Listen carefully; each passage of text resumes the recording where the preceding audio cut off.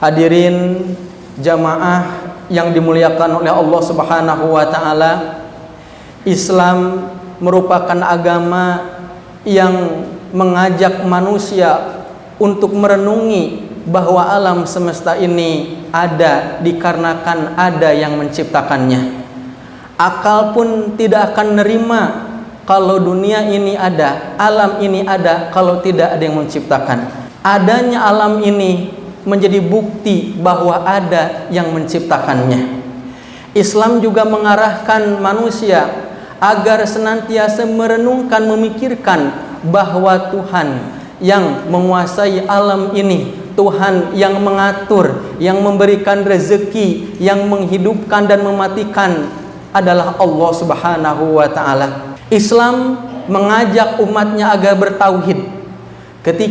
Satu ketika Rasulullah Shallallahu Alaihi Wasallam berada di dekat Ka'bah, tiba-tiba ada seorang laki-laki datang kepada Rasulullah SAW dengan mengatakan, "Ya Muhammad, sib lana robbak amin zahabin, au min fiddatin, au min khashabin." Wahai Muhammad, coba gambarkan kepada kami Tuhan kamu itu seperti apa? Tuhan kamu itu terbuat dari apa? Apakah Tuhanmu itu terbuat dari emas, terbuat dari perak, atau terbuat dari kayu? Maka Nabi Muhammad SAW terdiam. Langsung turun malaikat Jibril alaihissalam membawa wahyu surat Al-Ikhlas, di mana surat Al-Ikhlas ini merupakan jawaban dari orang yang bertanya tentang Tuhan. Maka disebutkanlah, kul, katakanlah Muhammad pada orang yang bertanya tentang Tuhan itu, huwallahu ahad, Allah itu ahad, satu, bukan wahid. Kalau wahid itu satu, tapi ada isnen, ada salasa, ada arba'ah, ada dua, ada tiga, ada empat. Tetapi Allahu ahad, Allah itu satu, tidak ada yang kedua, tidak ada yang ketiga, tidak ada yang keempat, dan seterusnya, tidak berbilang. Allahu somad, Allah itu tempat meminta. Lam yalid walam yulad, tidak melahirkan dan tidak dilahirkan. Walam yakullahu kufuwan ahad, dan tidak ada sesuatu pun yang serupa dengan dia. Akhirnya orang itu terdiam, kemudian pergi. Surat Al-Ikhlas pendek tetapi mempunyai makna yang dalam tentang ma'rifatullah, pengenalan Allah Subhanahu wa taala. Oleh karenanya, dari hal ini kita dapat menyimpulkan bahwa tidak mungkin adanya alam kecuali ada yang menciptakan, itu Allah Subhanahu wa taala. Oleh karenanya kita sebagai seorang muslim pasti akan bertentangan dengan pemahaman yang mengatakan bahwa di dunia ini tidak ada Tuhan.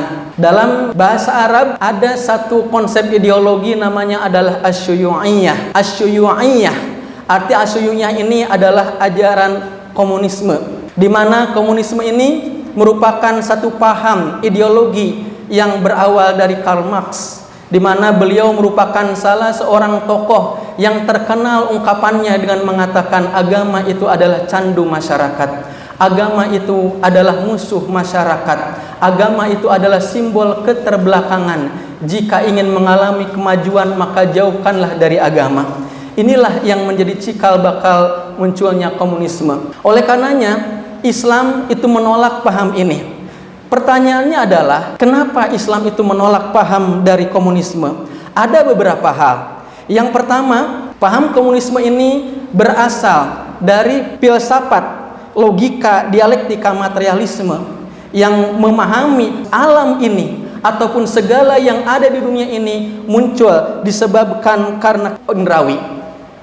Oleh karenanya, dengan pemahaman seperti ini dipahami bahwa mereka tidak mempercayai yang namanya gaib, tidak mempercayai semua yang tidak terlihat secara indera, termasuk keimanan kepada hari kiamat, surga, neraka, dan sebagainya. Kenapa sebabnya? Tidak terlihat secara indera.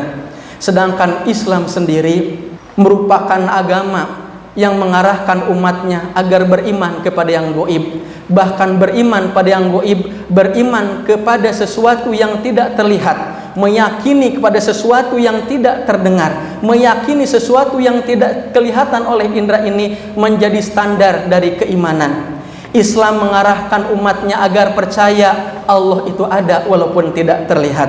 Islam mengarahkan umatnya agar percaya bahwa surga itu ada walaupun belum pernah melihatnya. Islam mengarahkan percaya adanya neraka. Islam mengarahkan percaya adanya malaikat. Sehingga poin yang pertama ini ada pertentangan dengan pemahaman komunisme. Kemudian yang keduanya adalah ada class struggle, yang maknanya itu adalah pertentangan kelas, di mana komunisme ini memahami bahwa di dalam masyarakat ini terdapat dua kelompok, yaitu borjuis dan proletar. Dan mereka memahami jika ingin mendapatkan kesejahteraan, maka kaum proletar itu harus menang, kemudian harus berkuasa dan menghalalkan segala cara apapun yang dilakukan. Sedangkan ini bertentangan dengan Islam itu sendiri.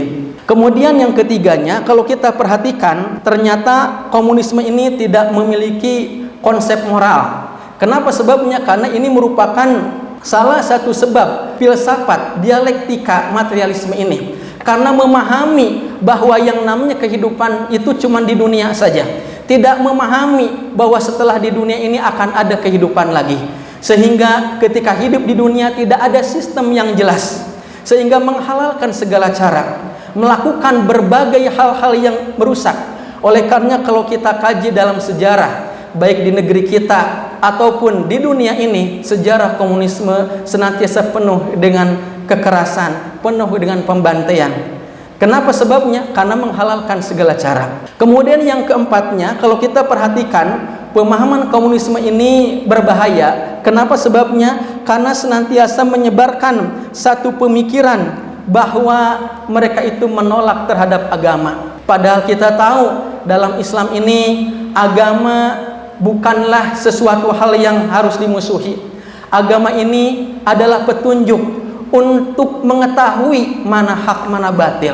Agama ini merupakan salah satu cara untuk mengetahui jalan hidup, mana kemanfaatan, mana kemadharatan. Dipahami juga bahwa agama ini merupakan nasihat-nasihat yang mengarahkan manusia agar selamat di dunia kemudian di akhirat. Kemudian yang selanjutnya, di antara bahaya dari komunisme ini adalah bahwa ada pemerataan aset, yaitu ada satu prinsip yang terkenal yang mengatakan sama rasa sama rata. Bahwa dalam prinsip komunisme ini tidak ada seorang pun yang bisa menguasai aset, baik ekonomi ataupun segalanya, tetapi harus dibagi rata. Dalam Islam kita ketahui bahwa Allah Subhanahu wa taala menciptakan manusia itu berbagai keadaan. Ada yang kaya, kemudian ada yang tidak kaya.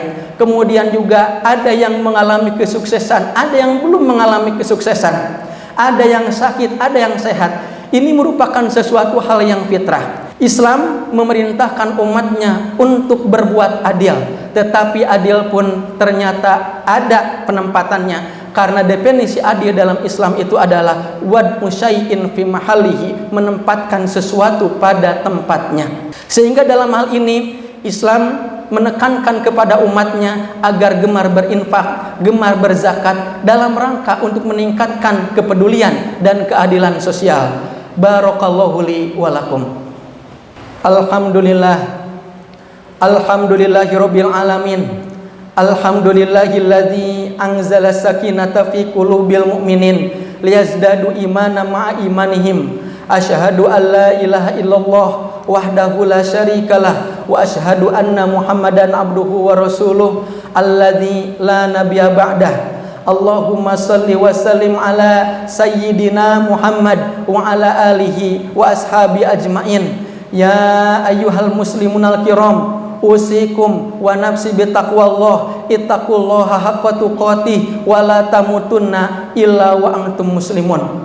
Innallaha wa malaikatahu yusalluna 'alan nabi ya ayyuhalladzina amanu sallu 'alaihi wa sallimu taslima. Allahumma salli wa sallim ala sayyidina Muhammad wa ala alihi wa ashabi ajmain. Allahumma ighfir lil muslimina wal muslimat wal mu'minina wal mu'minat al ahya'i minhum wal amwat. Rabbana zalamna anfusana wa illam taghfir lana wa tarhamna lanakunanna minal khasirin. Allahumma inna nas'aluka salamatan fid din wa afiatan fil jasad wa ziyadatan fil ilm wa barakatan fil rizq wa taubatan qoblal maut wa rahmatan indal maut wa magfiratan ba'dal maut. Allahumma hawwin alaina fi sakaratil maut wan najata minan nar wal afwa indal hisab. Rabbana atina fid dunya hasanah wa fil akhirati hasanah wa qina adzabannar. Innallaha ya'muru bil adli wal ihsan wa ita'i dzil qurba wa yanha 'anil fahsya'i wal munkari wal bagyi ya'izukum la'allakum tadhakkarun.